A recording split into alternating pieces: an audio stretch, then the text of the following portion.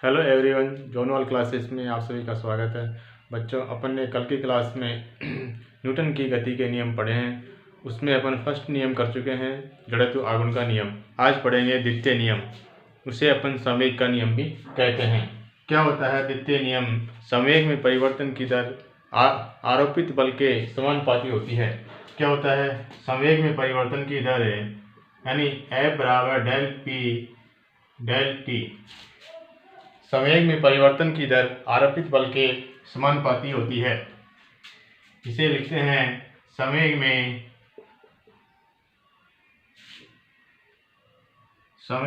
परिवर्तन की दर आरोपित बल के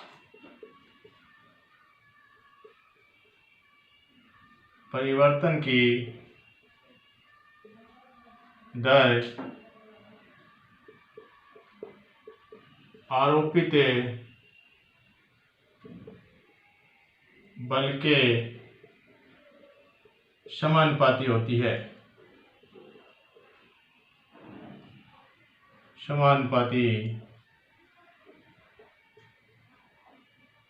होती है।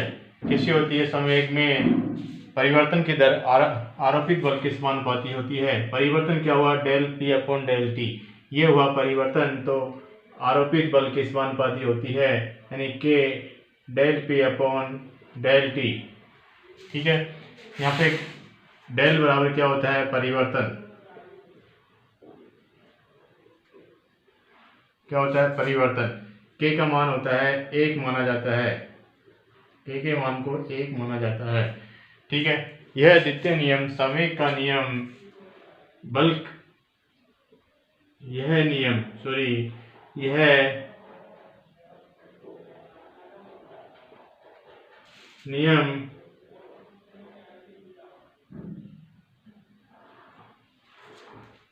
के मात्रा, सूत्र, मान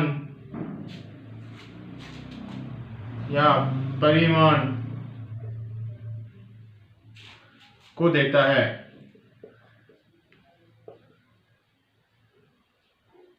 क्या क्या देता है?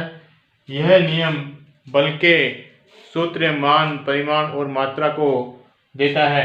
यानी यह पूछा जा सकता है कि कौन सा नियम बल के सूत्र, मान, परिणाम देता है, तो क्या उत्तर आएगा इसमें? द्वितीय नियम, न्यूटन का द्वितीय नियम या संवेग का नियम। कल की क्लास में हमने पढ़ा था बल की परिभाषा या अर्थ कौन सा नियम देता है? जड़त्व आघूर्ण का नियम। कौन सा देता है? जड़त्व आघूर्ण का नियम। ठीक है,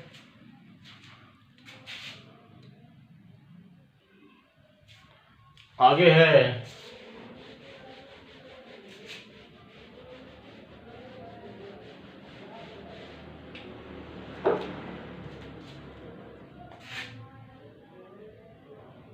F बराबर डेल P डेल T।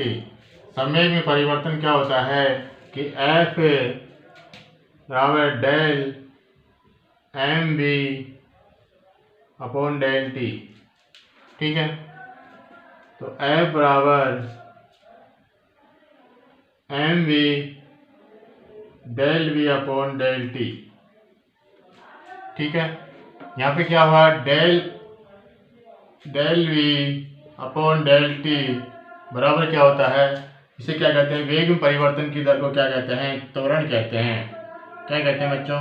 त्वरण कहते हैं। वेग में परिवर्तन की दर को क्या कहेंगे? त्वरण कहेंगे। क्या हो गया? वेग में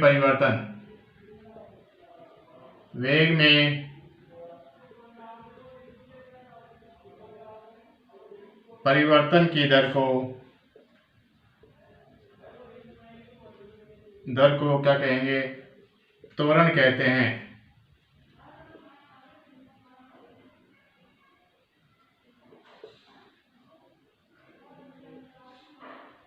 त्वरण कहते हैं।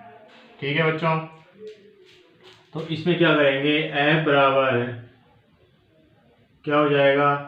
m a। क्या हो जाएगा? m a, यानी a बराबर क्या हो गया? Del v upon del t। ठीक है, तो ये हो जाएगा F बराबर m a।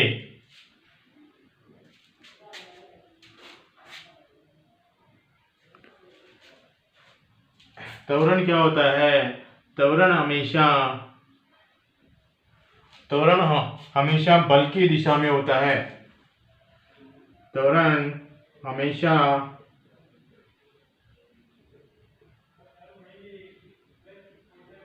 बल की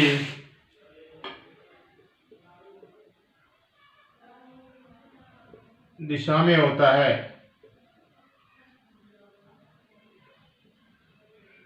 ठीक है, तो इसे कहेंगे F बराबर ma। ठीक है,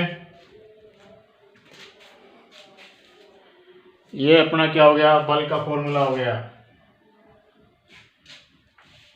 ठीक है, वापिस से देखते हैं द्वितीय नियम क्या होता है। संवेग में परिवर्तन की दर आरोपित बल के आरोपित बल के समानुपाती होती है, उसे अपन क्या कहते हैं? संवेग का नियम कहते हैं। जैसे F समानुपाती del P upon del T, तो यहाँ पे क्या लिया अपन ने? m, यानी del P upon del T बराबर क्या होता है? m ले लिया, और यहाँ पे क्या del v upon del T, m को बाहर ले लिया, तो वेग में परिवर्तन की दर को क्या कहते हैं? त्वरण कहते हैं। तो F बराबर ma। यह त्वरण हमेशा बल के दिशा में होता है।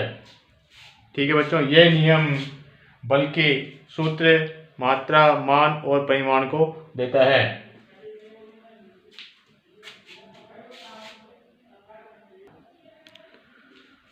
बच्चों आगे है N1 न्यूटन की परिभाषा। F बराबर ma, m बराबर 1 kg, मास क्या हुआ? 1 kg, a बराबर त्वरण क्या हो गया? मीटर पर सेकेंड, 1 मीटर पर सेकेंड। ठीक है, तो न्यूटन क्या हो जाएगा? बल क्या हो जाएगा?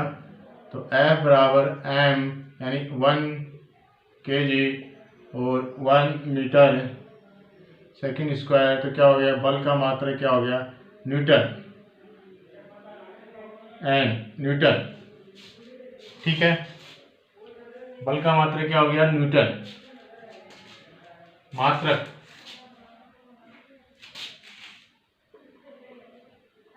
बल का मात्रक क्या है? न्यूटन। ठीक है बच्चों, आगे है 1 न्यूटन बल वह होता है जो 1 kg के पिंड में 1 मीटर पर सेकंड का त्वरण उत्पन्न करता है, तो उसे क्या कहेंगे? F बराबर del P upon del T. यहाँ F बढ़ेगा तो T का मान क्या होगा? कम होगा, या T बढ़ेगा तो F का मान क्या होगा? कम होगा। ठीक है, तो F बराबर 1 अपॉन टी, यानी बल समय के व्युत्क्रमानुपाती होता है। ठीक है,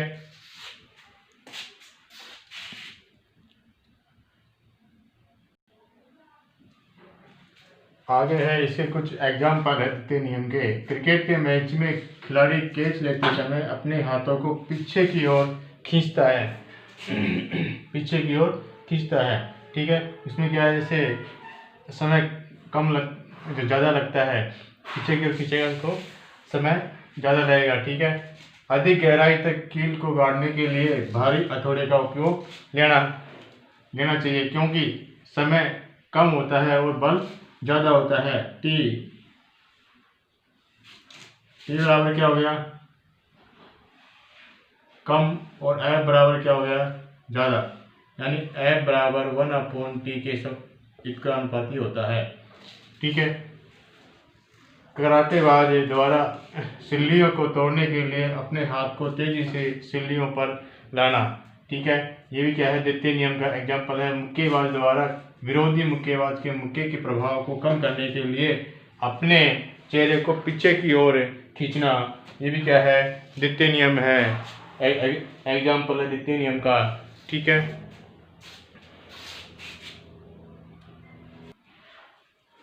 आगे है समान ऊंचाई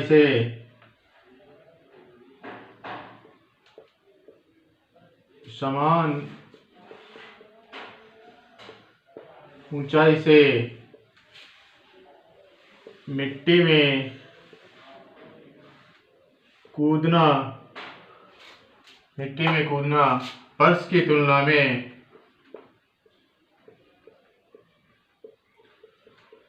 तुलना में कम चोट पहुंचाती है।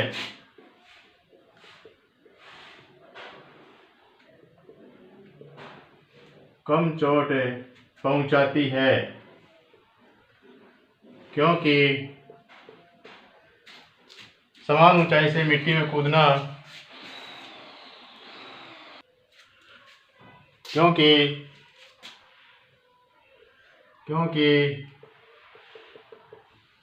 मिट्टी में कूदने पर कुछ मिट्टी अंदर धंस जाती है, जिससे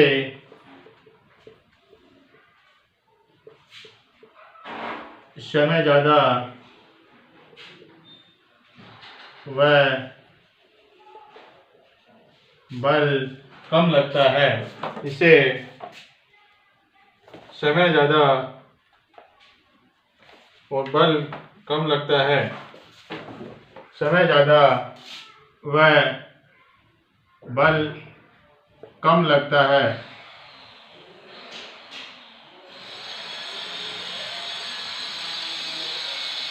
बल कम लगता है। समान ऊंचाई से मिट्टी में कूदना मिट्टी में कूदना फर्श की तुलना में कम चोट पहुंचाते हैं, क्योंकि मिट्टी में कूदने पर कुछ मिट्टी अंदर की ओर धंस जाती है, जिससे समय ज़्यादा और बल कम लगता है। गाड़ियों में स्प्रिंग और शॉकर लगाए जाते हैं ताकि झटका कम लगे। तो एक नोट है F बराबर ma। यहाँ F है नियत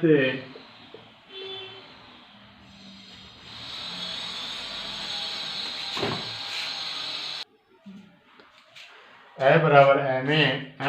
F बराबर नियत या समान बल होता है। कैसा होता है बच्चों? समान बल होता है। तो A बराबर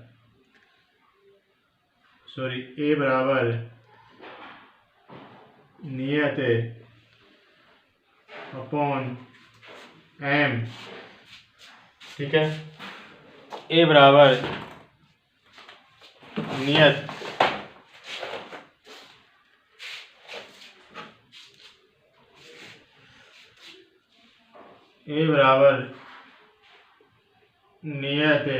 m, तो A बराबर m अनुपाती 1/m। यहाँ m ज़्यादा A ज़्यादा तो m क्या हो गया? कम हो जाएगा, और त्वरण कम होगा तो m क्या होगा? अधिक होगा, ठीक है। तो इस प्रकार से बल बराबर क्या होता है? F बराबर ma। तो F क्या है? नियत व समान बल है। इस प्रकार से अपन त्वरण ज़्यादा होगा तो m क्या होगा? कम होगा। त्वरण कम होगा तो m अधिक होगा, द्रव्यमान अधिक होगा, ठीक है।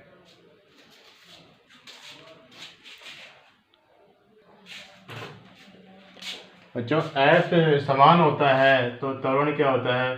अनुपाती होता है। F समान होता है तो त्वरण का द्रव्यमान के अनुपाती होता है। A अनुपाती 1/m, ठीक है। पृथ्वी का द्रव्यमान यानी मास 5.9 × 10⁻24 kg होता है। इसे 6 × 10⁻24 kg लिख सकते हैं। त्रिज्या कितनी होती है? 6400 किलोमीटर की त्रिज्या होती है, ठीक है बच्चों। आगे है पृथ्वी सेव को आकर्षित करती है और सेव पृथ्वी को आकर्षित करता है, लेकिन पृथ्वी सेव की ओर आकर्षित नहीं होती है।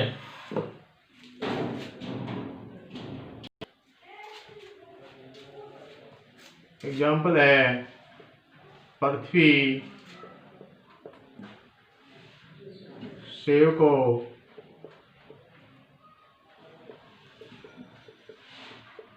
आकर्षित करती है और सेव पृथ्वी को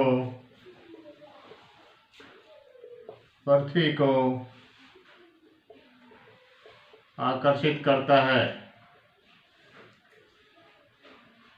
करती है, लेकिन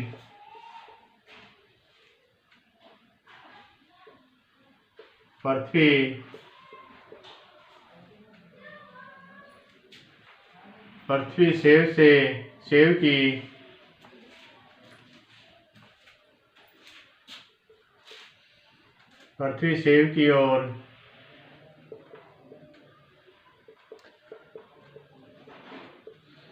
सेव की ओर आकर्षित नहीं होती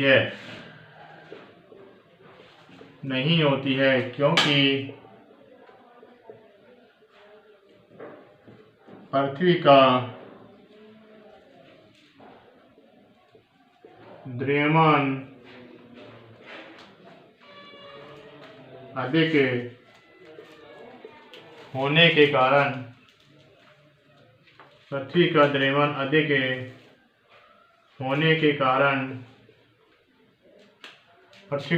अधिक होने के कारण पृथ्वी का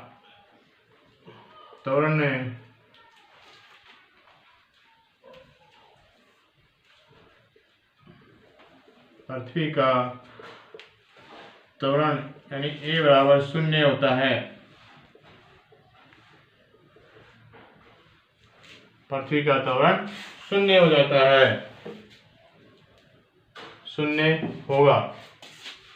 द्रव्यमान अधिक होगा तो पृथ्वी का त्वरण 0 होगा। कहने का मतलब है कि पृथ्वी सेव की ओर आकर्षित करती है, सेव को अपनी ओर आकर्षित करती है, सेव पृथ्वी को आकर्षित करती है, लेकिन पृथ्वी सेव की ओर आकर्षित नहीं होती है, क्योंकि पृथ्वी का द्रव्यमान अधिक होने के कारण उसका त्वरण क्या होगा, 0 होगा। ठीक है, तो बच्चों ये अपना न्यूटन गति का द्वितीय नियम यानी संवेग का नियम पूरा होता है। और आगे अपन देखेंगे न्यूटन गति का द्वितीय नियम यानी क्रिया प्रतिक्रिया का नियम।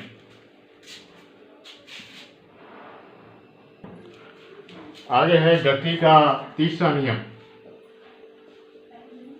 गति का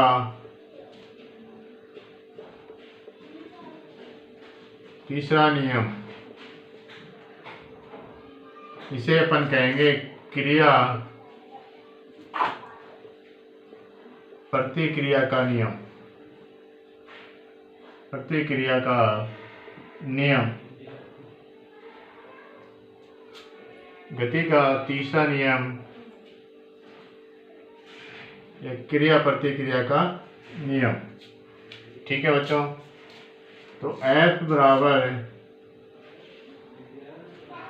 यानी यह क्या है, प्रथम कण, क्या है, प्रथम कण, और यह क्या है, द्वितीय कण।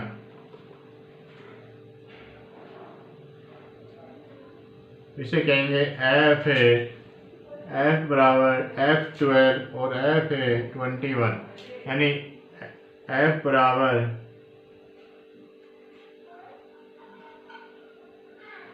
-F21। ठीक है, इस नियम के अनुसार प्रत्येक क्रिया के समान एवं विपरीत क्रिया होती है।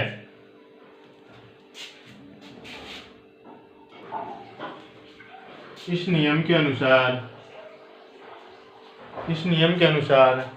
प्रत्येक क्रिया के समान विपरीत क्रिया होती है।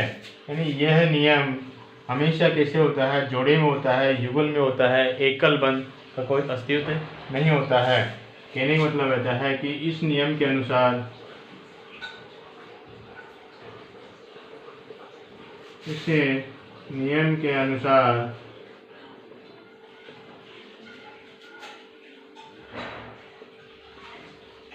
क्रिया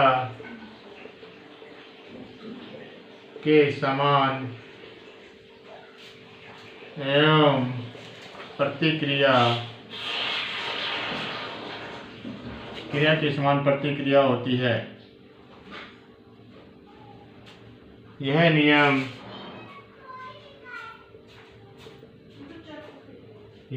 हमेशा या सदैव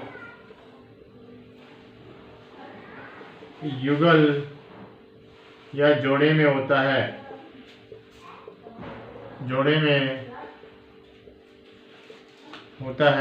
एकल वन में एकल का अस्तित्व नहीं होता है, एकल का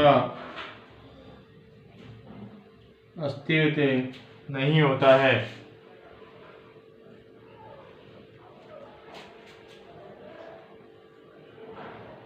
यह नियम बल्कि प्रकृति को देता है, बल्कि प्रकृति को बताता है या देता है, इसे अपन क्या कहते हैं, दर्शाता है। बल्कि प्रकृति वह गुण को दर्शाता है। ठीक है बच्चों, इस नियम के अनुसार किसी क्रिया की समान प्रतिक्रिया होती है और यह हमेशा सदैव युगल जोड़े में होता है, एकल का कोई अस्तित्व नहीं होता है। यह नियम बल्कि प्रकृति व गुण को दर्शाता है।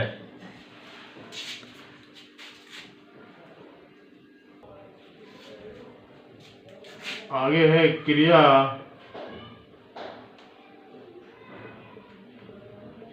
प्रतिक्रिया अलग अलग वस्तुओं पर लगते हैं। अलग अलग क्रिया प्रतिक्रिया अलग अलग वस्तुओं पर लगते हैं, इसलिए इनका मान शून्य नहीं होता है। अतः इनका मान शून्य नहीं होता है। ठीक है, क्रिया प्रतिक्रिया के अलग अलग वस्तुओं पर लगते हैं, अतः शून्य नहीं होता है। यह बल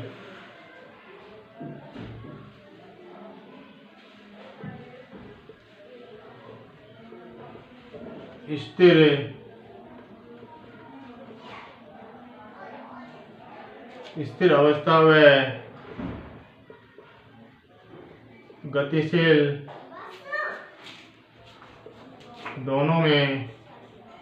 दोनों अवस्था में लगता है।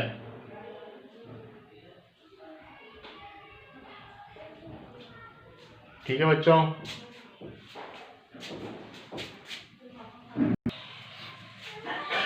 आगे है एग्जाम्पल रॉकेट की गति। क्रिया प्रतिक्रिया का नियम, संवेग का नियम, दो भाग होते हैं इसके। क्रिया प्रतिक्रिया का नियम, नाव का पतवारों से पानी की ओर धकेलने पर आगे बढ़ना। ठीक है, ये क्रिया प्रतिक्रिया का है। एग्जाम्पल, वायुयान के प्रोपेलर के ब्लेड वायुयान के पीछे की ओर धकेलती है, इसे वायुयान आगे की ओर गति करता है। नाव, तीसरा है नाव से तट पर आना, रॉकेट की गति। गुब्बारे से गैस निकलने पर गुब्बारे का आगे बढ़ना। आग बुझाने वाले यंत्र को कसकर पकड़ना। बंदूक से गोली निकलने पर पीछे की ओर झटका लगना। ठीक है बच्चों, तो ये हुए आज द्वितीय नियम और तीसरा नियम। ठीक है, तो अगले टॉपिक की चर्चा अपन अगली क्लास में करेंगे। ठीक है, तो आज की क्लास अपनी यही समाप्त होती है। धन्यवाद।